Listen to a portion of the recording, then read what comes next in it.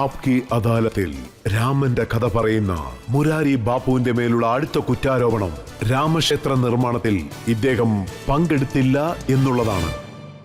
ബാപ്പു, ജനങ്ങൾ എന്താണ് പറയുന്നതെന്ന് വെച്ചാൽ താങ്കളെ അറിയുന്നത് തന്നെ രാമൻ ഉള്ളതുകൊണ്ടാണ്. താങ്കൾ രാമന്റെ ഒരു തീവ്ര ഭക്തനാണ്, രാമന്റെ കഥ എല്ലാവരിലും കൊണ്ടെത്തിക്കുന്നു. ശ്രീരാമൻ താങ്കൾക്ക് പ്രശസ്തി നൽകി ജനങ്ങളുടെ മനസ്സിൽ കൊണ്ടെത്തിച്ചിരിക്കുകയാണ്. രാമക്ഷേത്ര നിർമ്മാണത്തിൽ താങ്കൾ എന്തെങ്കിലും ചെയ്യേണ്ടതല്ലേ?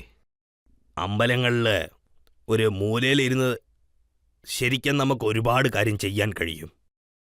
പക്ഷേ അമ്പലത്തിന്റെ പുറത്തിരുന്നിങ്ങനെ ശബ്ദം എടുക്കുന്നത് കൊണ്ട് എന്തെങ്കിലും സംഭവിക്കുമെന്ന് എനിക്കറിയില്ല. ഞാനിതിനു മുൻപ് ഒരുപാട് വട്ടം പറഞ്ഞിട്ടുണ്ട്, രാമന്റെ അമ്പലം തീർച്ചയായിട്ടും ഉണ്ടാകണം, ഇരുന്നേ പറ്റൂ, തീർച്ചയായിട്ടും ഉണ്ടാവണം. ഞാൻ ഈ ആപ്കി അദാലത്തിൽ അത് പറഞ്ഞു തീരുവാണ്, ഇരുന്നേ പറ്റൂ. പക്ഷെ ഈ വട്ടം ഞാൻ കഥയിൽ എന്താ പറഞ്ഞതെന്ന് വെച്ചാൽ, സംസാരിക്കുന്നത് അതിൻ്റെയൊക്കെ അടിസ്ഥാനമാണ് ഞാൻ അവിടെ ചെയ്തിട്ട് വന്നിരിക്കുന്നത്. മനസ്സിലായോ? ഇവരുടെ അടുത്ത് ഒരു കാര്യം പറയാം, മറ്റുള്ളത് അവർക്ക് ഏറ്റെടുക്കാനുള്ള കാര്യം. പിന്നെ ഒരു കാര്യത്തിൽ റാ എന്നും മറുകാര്യത്തിൽ മാ എന്നുമാണ് ഞാൻ എഴുതിയത്. ഞാൻ എൻ്റെ വിധത്തിൽ രാമന്റെ അമ്പലത്തിന് ഞാൻ അടിസ്ഥാനം കൊടുത്തിട്ടുണ്ട്. പ്രാഥമിക ദൃഷ്ടിയിലാണ് ഞാൻ ചെയ്തത്. അപ്പോൾ ഉറപ്പായിട്ടും അമ്പലങ്ങൾ ഉണ്ടായേ പറ്റും. പിന്നെ ഞാൻ കൂട്ടം കൂട്ടി ശബ്ദം കൂട്ടുന്നതില് മറ്റുള്ളവരെ പോലെ ഞാൻ ഇതുപോലെ തന്നെ ചെയ്യണമെന്ന് എനിക്കൊരു ആവശ്യവും ഇല്ല.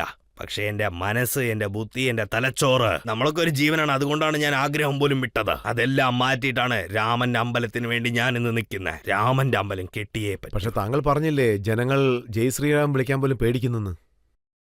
അതെ, അവരൊക്കെ പേടിക്കാണ്. രാമൻ ഒരു അഭയദാതയാണ്.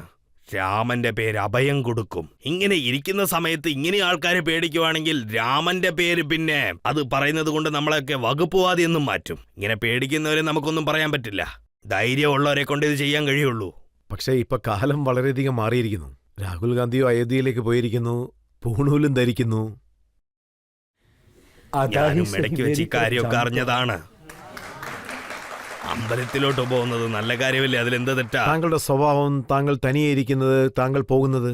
ना कोई गुरु ना कोई चेला, अकेले में मेला, मेले में अकेला.